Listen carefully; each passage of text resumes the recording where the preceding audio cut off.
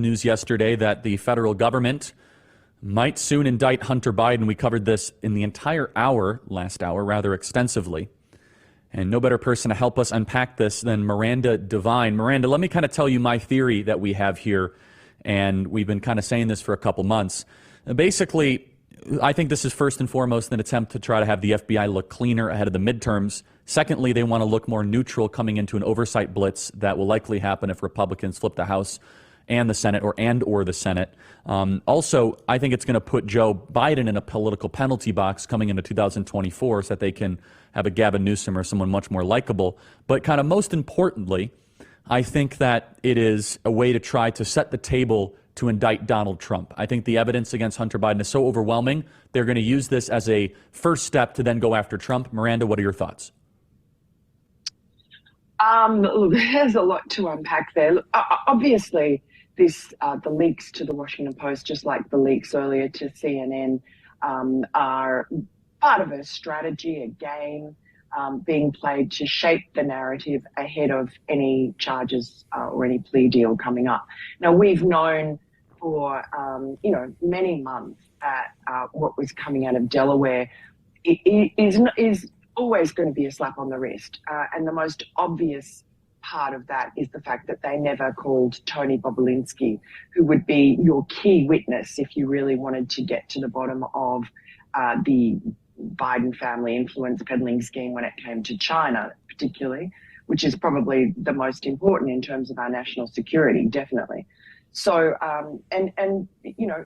Tony Bobulinski was never subpoenaed, never called before that grand jury in Delaware. So instantly that tells you that they were not interested. They were deliberately refusing to follow any lines of inquiry that would lead to the White House, to Joe Biden, which effectively means the whole influence peddling scheme is off the table. And you see that from the leak to the Washington Post. It's just about tax evasion. It's just about a gun charge, albeit a felony gun charge, pretty serious. People have gone to jail for lying on that background check form. But really, the tax charges, the question you have to ask is, if Hunter has paid back, as we're told, $2.8 million worth of taxes, unpaid taxes to the IRS, where did that money come from? Well, we know where that money came from. That money came from China, came from Ukraine, came from Romania, came from Kazakhstan. It came from the influence peddling operation that the Bidens were running around the world while Joe Biden was vice president, that Joe Biden says he knows nothing about.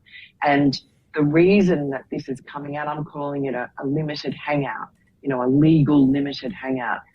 The reason that these just trivial charges really are being aired at this time is to create a narrative that I know the Hunter Biden camp, who I talked to yesterday, is putting forward, which is that, look, Hunter Biden has nothing to hide.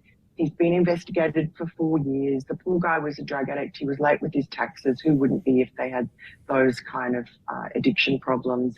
And there's nothing else. The DOJ case has fallen apart. These were all Trump prosecutors. They're just trying to save face, and they're leaking to put pressure on David Weiss to indict Hunter. And they're also saying that Hunter is not being offered a plea deal. So make of that what you will. This is anonymous sources from people close to Hunter. So they're not putting their name to it. And it's obviously part of creating a narrative that suits Hunter Biden.